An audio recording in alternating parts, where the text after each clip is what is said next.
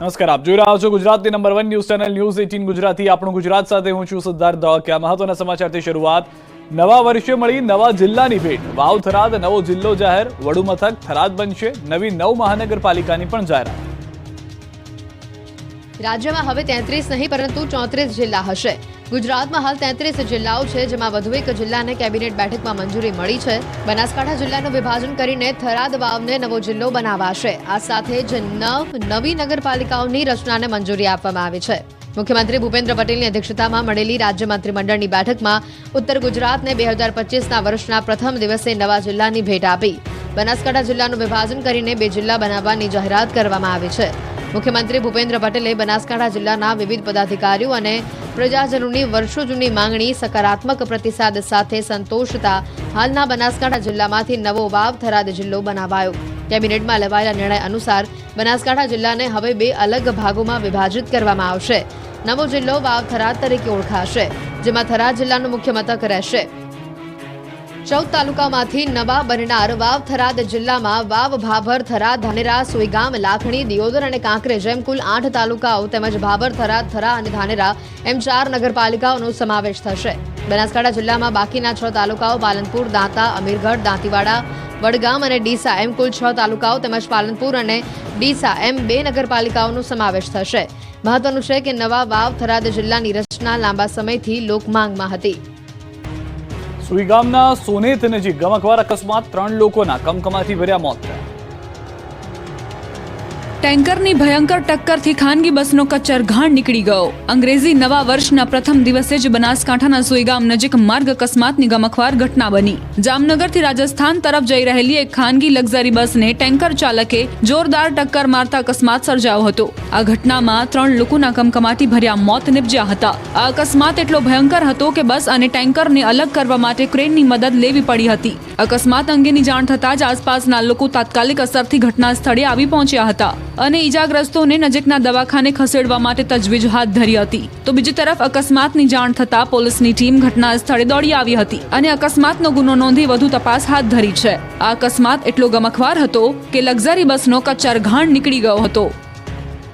આ તરફ દ્વારકામાં પણ અકસ્માત સર્જાયો, જેમાં માતા પુત્રીએ જીવ ગુમાવ્યા. રાજસ્થાનથી દ્વારકા જતા પ્રવાસીઓને ભાટિયા નજીક અકસ્માત નડ્યો. આ અકસ્માતમાં માતા તથા પુત્રીના કમકમાટી ભર્યા મૃત્યુ નિપજ્યા. બનાવ અંગે મળતી વિગતો પ્રમાણે રાજસ્થાનનો એક પરિવાર કાર મારફતે દ્વારકા દર્શને જઈ રહ્યો હતો, ત્યારે ખંભાળિયા રોડ પર ભાટિયા નજીક પૂરપાટ ઝડપે પસાર થઈ રહેલી કાર ટ્રેક્ટર પાછળ ઘૂસી ગઈ. આ ઘટનામાં કારમાં સવાર 2 મહિલાઓના મૃત્યુ નિપજ્યા. વહેલી સવારે થયેલા અકસ્માતને પગલે આસપાસમાં રહેલા લોકો યુદ્ધના ધોરણે ઘટના સ્થળે દોડી આવ્યા અને કારમાં સવાર લોકોને બહાર કાઢ્યા. તો સ્થાનિક પોલીસ પણ અકસ્માત સ્થળે આવી પહોંચી હતી. અકસ્માતની આ ઘટનામાં 5 લોકો ઇજાગ્રસ્ત હતા. તેમને 108 મારફતે ખંભાળિયાની હોસ્પિટલમાં સારવાર અર્થે ખસેડવામાં આવ્યા હતા. અકસ્માત એટલો ભયાનક હતો કે કારની એક સાઈડ આખી કૂચો થઈ ગઈ હતી.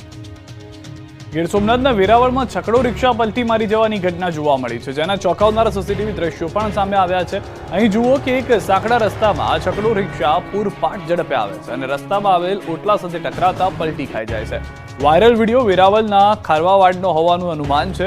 બનાવમાં રિક્ષા ચાલક ઇજાગ્રસ્ત થયો. રહેણાંક વિસ્તારની શેરીમાં પૂરપાટ ઝડપે છકડો રિક્ષા ચલાવતા પલટી મારી જતા રસ્તા પરથી પસાર થઈ રહેલી વિદ્યાર્થીનીઓ પૈકી એકને ઈજા પહોંચી છે. ઘટનામાં છકડો રિક્ષામાં મોટા પાયે નુકસાન સર્જાયું છે.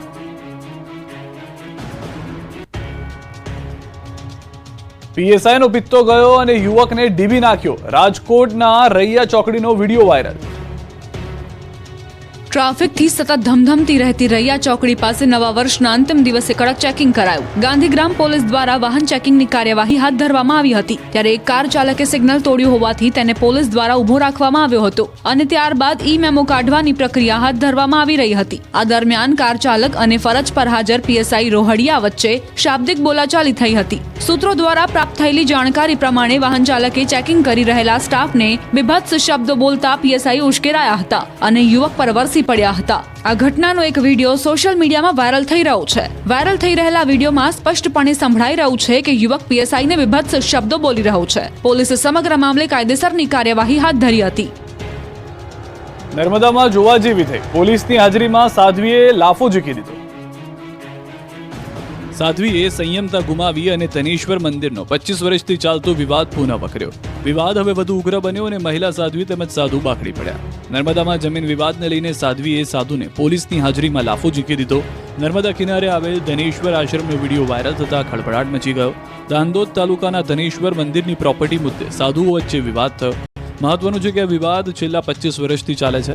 સાધ્વીએ સાધુ સદાનંદ મહારાજ સામે ફરિયાદ કરી પોલીસ બોલાવી હતી.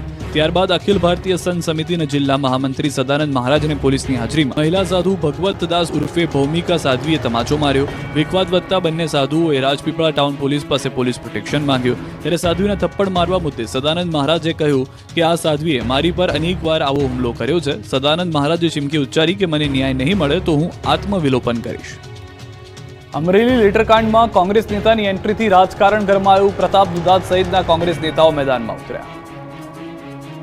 અમરેલી ભાજપ ધારાસભ્ય કૌશિક વેકરિયા વિરુદ્ધ ફરતા થયેલા એક લેટર મુદ્દે રાજનીતિ ગરમાઈ. આરોપ લાગી રહ્યો છે કે આ લેટર વાયરલ કરવાના આરોપમાં પોલીસે અપરિણિત પાટીદાર દીકરીનું જાહેરમાં સરઘસ કાઢ્યું. આ મુદ્દે હવે અમરેલી કોંગ્રેસના પ્રમુખ પ્રતાપ દુધાત સહિતના કોંગ્રેસ નેતાઓ મેદાનમાં ઉતર્યા. દુધાત, લલિત કગથરા સહિતના નેતાઓના દાવા પ્રમાણે આ દીકરી મુખ્ય આરોપીને ત્યાં ટાઈપિસ્ટ તરીકે કામ કરે છે. તાલુકા પંચાયતના પ્રમુખ કિશોર કાનપરિયાના લેટર પેડ પર વાયરલ થયેલા લેટર મામલે દીકરીની કોઈ જ ભૂમિકા ન હોવા છતાં તેનું આરોપી તરીકે સરઘસ કાઢવામાં આવ્યું, જે અયોગ્ય છે.